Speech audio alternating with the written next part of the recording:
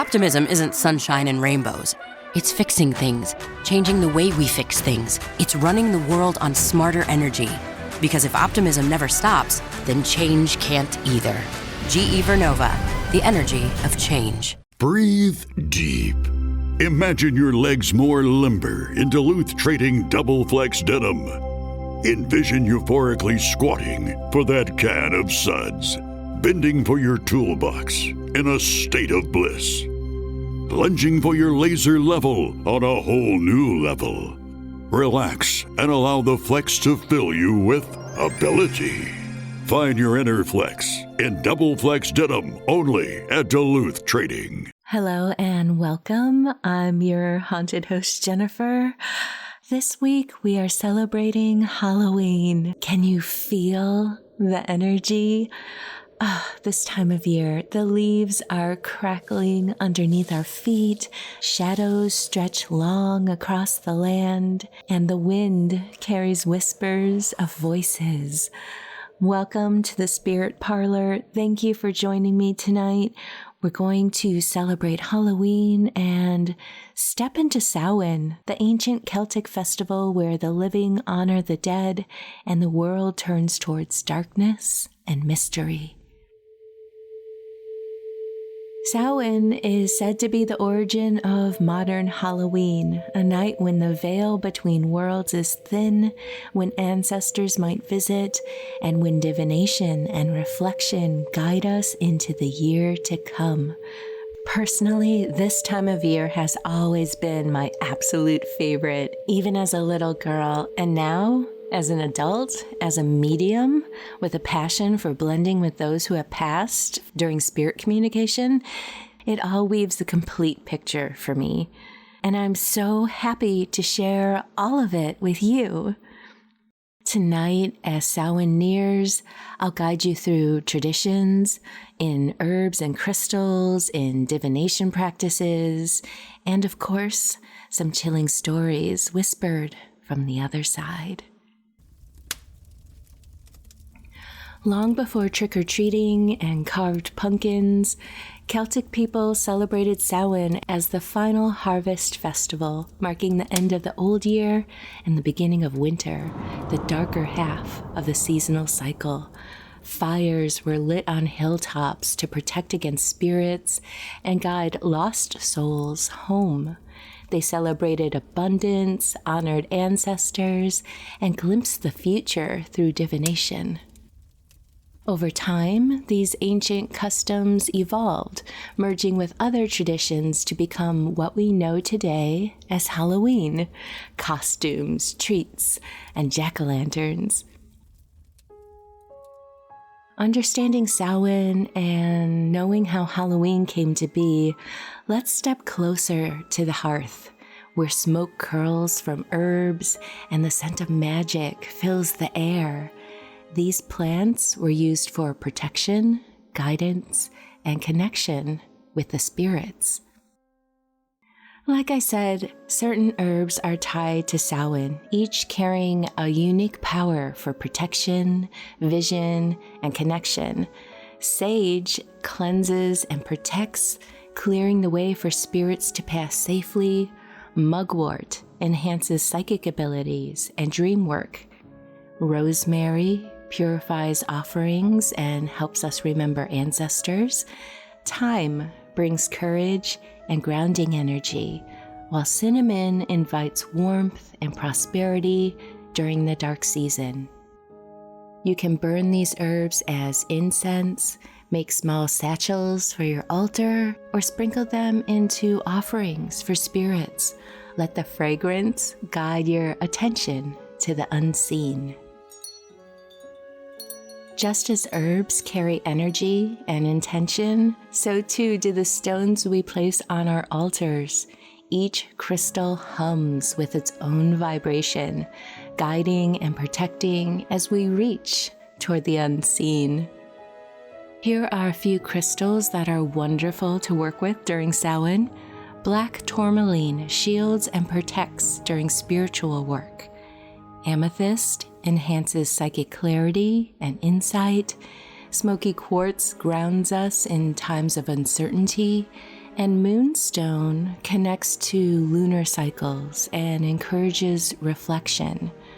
Obsidian shields and protects and uncovers hidden truths. Place any of these on your altar, hold them during meditation, or include them in divination layouts to strengthen your connection to the veil. With herbs and crystals to guide and protect us, we turn now to the ancient art of divination, the ways our ancestors sought to glimpse the future, and messages from those who have passed. Samhain has long been a time for divination. Practices include peeling an apple and tossing the peels behind you, and then glancing behind you to see if the peels form any type of hint towards someone's initials. This is said to indicate who you would marry in the future. You can also pull a tarot or an oracle card, asking spirits for guidance on the coming months. You can use a pendulum to answer yes or no questions, or gaze into water or a mirror for scrying visions. You can even cast runes to receive ancestral insight. Keep a journal nearby to record impressions, images, or feelings. Sometimes the messages are subtle, a sudden thought, a shift in emotion, or a vivid dream. So have an open mind and an open heart, and create the space for these messages to come in. Don't reach or try. Just quietly wait to be inspired. The veil may be thin enough to notice this time of year, but sometimes it really requires our attention. Now, with your tools ready, your senses attuned, and your intentions set, let's light a candle and open your heart. Let's invite the presence of our loved ones who have passed to join us. Do you have a candle near you? Take a moment to watch it flicker in the darkness. Imagine yourself bathed in a protective light of love, and visualize your loved ones and your ancestors gathering around, drawn by the warmth of the flame and the love from your heart. Breathe deeply, feeling the energy of the season around you. And listen, not just with your ears, but with your intuition. Any impressions, images, or sensations you notice are welcome. You may see a color, feel a sudden warmth or coolness, or hear a whisper of guidance. Trust it. And when the meditation ends, write it down. This is your Samhain connection, a bridge between worlds, a conversation with those who came to be near you and to spend this time with you. Other ways you can celebrate Halloween is to share a cup of tea with a wandering spirit, make spiced drinks. You can create an ancestral altar, have a bonfire, write down memories of lost loved ones. You can do a little fallen leaf magic. Write everything you want to release on a leaf, crush it, and let it go into the wind. And of course, there's always bobbing for apples. They say if you can grab one, it ensures good luck for the year ahead. A few journal prompts for Samhain are: what areas of your life are you craving silence and stillness? What masks have you been wearing? What masks are you ready to shed? How can you honor all that is yet to be discovered within you? And now, with the veil thin and the spirits perhaps already near, let's listen to whispers of Samhain night, the tales and folklore that linger in the corners of our world. On Samhain, Some claim the wild hunt roams the skies. Phantom riders galloping through the night, sometimes glimpsed by those brave enough to watch the horizon. Others speak of spirits wandering earthly paths, visiting homes where ancestors are honored, lingering in corners with quiet, almost shy curiosity. I've heard tales of families who found inexplicable messages left on windowsills, of candles flickering without wind, and shadows that seem to pause, waiting. Have you ever felt a spirit brush past you during the dark season? Perhaps tonight, if you pay attention closely, you might notice it for yourself. And we can also reflect on the lessons of Samhain, the honor, the remembrance, and the gentle guidance this time of year can offer us. Samhain reminds us that darkness is not to be feared. It's a time for reflection, honoring cycles, and remembering those who came before us. As you move through the season, consider, who do you want to remember? What message might they send if the veil is thin enough? Thank you for joining me tonight in the Spirit Parlor. Again, this time of year is so special to me, and you make it even more special by sharing it with me. May your Samhain and your Halloween be filled with insight, remembrance, magic, and a little bit of spooky, too. It's such a special time of year that can go by way too quickly.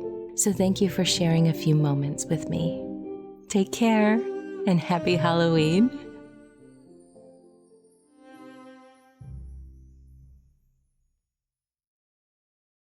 Hey everyone, I'm Erica. And I'm Elizabeth. We're sisters, wine lovers, and your hosts for the podcast Spirits Uncorked. In season 2, we're leaving the haunted waters of Lake Lanier in Georgia and diving into all new spooky stuff.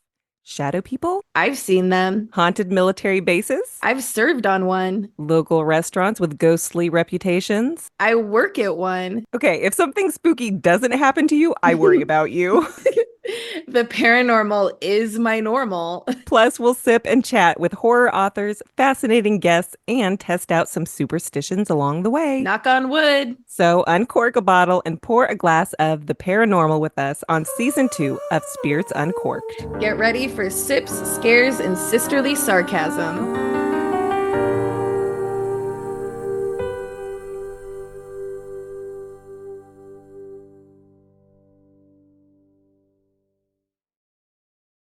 Welcome to Brew Crime, a true crime and beer podcast. Join me, Mike, and me, JT, as we explore the world of crime, conspiracies, or whatever catches our attention.